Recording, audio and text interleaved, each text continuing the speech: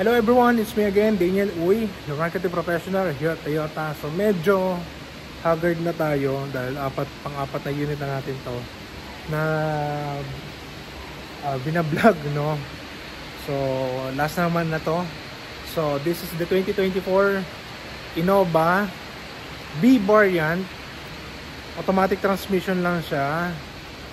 And ito yung may captain seat. Okay? So ano pa ba ano dito? 1,808,000 po yung SRP nito. So nagtaas ng 4,000 if I am not mistaken. So anong pang ginagawa natin? Ikutan na natin. So ayan po yung kanyang harap. Compare po sa E-variant, yun po yung kanyang headlight. While this is his headlight, meron siyang deadlight din dito. Ayan. So dito ako makajopo, yun yung fog lamps niya sa ilalim. Then yung grill naman niya, ito body plastic. Ito naka-chrome. All lines, okay? So this is a 2.8 engine and hindi po ako mapapahiya na maganda ang takbo nito. So ngayon may nakita na akong improve niya. Ayun. Meron na siyang dashcam. Dati wala po. So ang dashcam niya, meron kayong download na apps.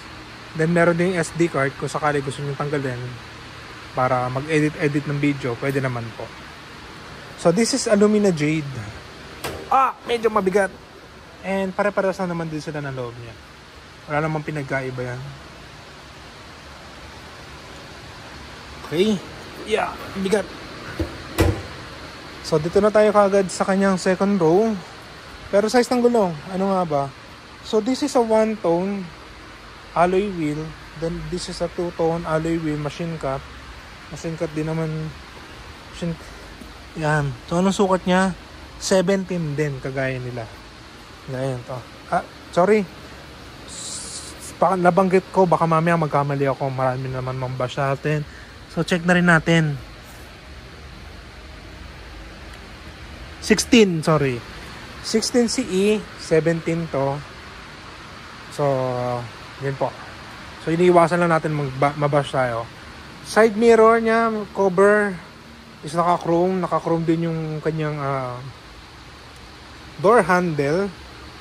So, ito naka-automatic yata. Fold. Check na lang natin, huwag natin galawin ha. So, meron siyang push button dito para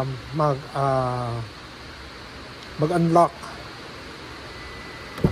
So, nasa loob yung susi nito. Okay.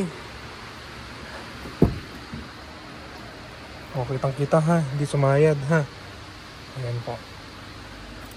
So, ito, lalagyan na ng drinks. Lalagyan na ng dokumento. Sarado lang natin. Cup holder. Wood finish siya. Okay. Bottle holder, etc. Ito, mamating niya, jack tools, etc. Then, hindi po siya naka-leather seat. So, parang meron siyang jungle style na rito, design. Para sa akin yun ang design niya. Kung naman tawag dito, kayo na po bahala. Yan. So, dito sa unit din na ito is naka-chrome line. Yan, chrome line tong part na to. Ngayon, medyo masikip dito. Sa kabila na ako iikot. So, likod na muna tayo. Alauna na yata. So, this is the back side niya. So, dito, naka-piano finish siya. Yan. B, nakalagay naman. Back camera siya.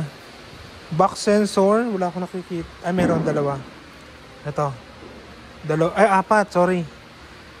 Medyo madilim lang sa side na to 2020 vision ako pero hindi kasi halata na meron siyang kahit dito sa camera ko, kita nyo ba? Siyempre hindi. So, buksan natin. So, hindi po siya yan, walang tumama ha. Power lift gate. So, manual pa rin siya.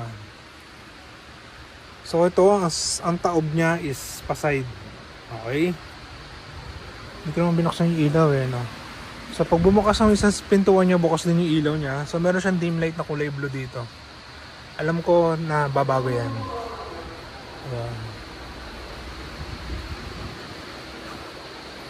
So G-variant na lang yung ibablog natin sa susunod. Ayan. So dito medyo maluwag dito. Dito tayo. Okay, tingin na gusto ko rito, meron siyang laptop stand o mga libro. Ang maximum niya is 10 kilos. Nakalagay naman dyan. Meron din siyang cup holder. Ngayon, kung gusto niyo ibaba, meron dito pindutan. Baba naman siya. Ayan. So, sa Sinix, alam ko medyo malapad siya eh. Mas malapad siya. Itong puan na to. Then, ito yung back part niya. Meron din siyang blower sa likod. Ayan. Meron din blower dito. And may buttons blower din siya doon. Okay. Then may USB outlet din siya, no, bago natin alisin. Ayun din, outlet lang pala for charger. Sorry. Ito ba meron? Wala. So guys, kung ano yung makita ko rito, yun sa babanggitin ko, ha. Baka yun. Paano tayo dyan eh. So yung buttons, iba sa iba. Ayun nga. Kaya hindi ko ginalaw yung side mirror, mapapansin nyo. Kasi meron siyang control dito na auto fold. Okay? So kaya hindi ko siya binuksan doon, baka masira ako. And kitang kita sa video na kapag itong unit na to nasira, kitang kita na ako yon. Okay? So I will not sit down na, ha. Pero yung manibela niya, sarap hawakan, no. Yan. So push start button siya. Ito yung LCD touchscreen niya. So ito po yung mga power buttons niya. Like power mode, eco mode, traction control. Then passenger airbag na indicator. Okay. So yun po yung taas niya. Alam nyo, kanina pa ako nagbablog dito na kinakabahan ako, natatakot ako eh. Yan, tek na, parang feeling ko may nakatingin sa akin eh. Totoo lang. Kinikilibutan ako. Kaya hindi ako pumapasok sa loob ng sasakyan. Kinikilibutan ako hanggang ngayon. Yan, so ito yung 2024 natin na unit na Innova. So nakita naman natin kung yung ibang changes dito. At kung may mapansin kayo na nakita nyo na change, comment down below po tayo. Okay? So if you're planning to buy brand new Toyota cars, add nyo lang ako sa Facebook, Daniel Uy TV, Daniel Uy. Then add me on my Facebook, that's my Facebook account. And YouTube ko is yung Dane TV nga. So don't forget to like and subscribe na lang. So see you on my next vlog. So alis na ako, medyo hindi magandang pakiramdam ko sa loob na to. Actually kinikilabutan ako ngayon. So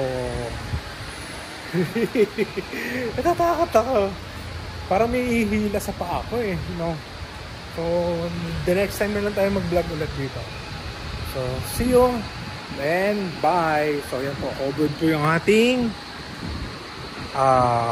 tawag dito, warehouse. Okay.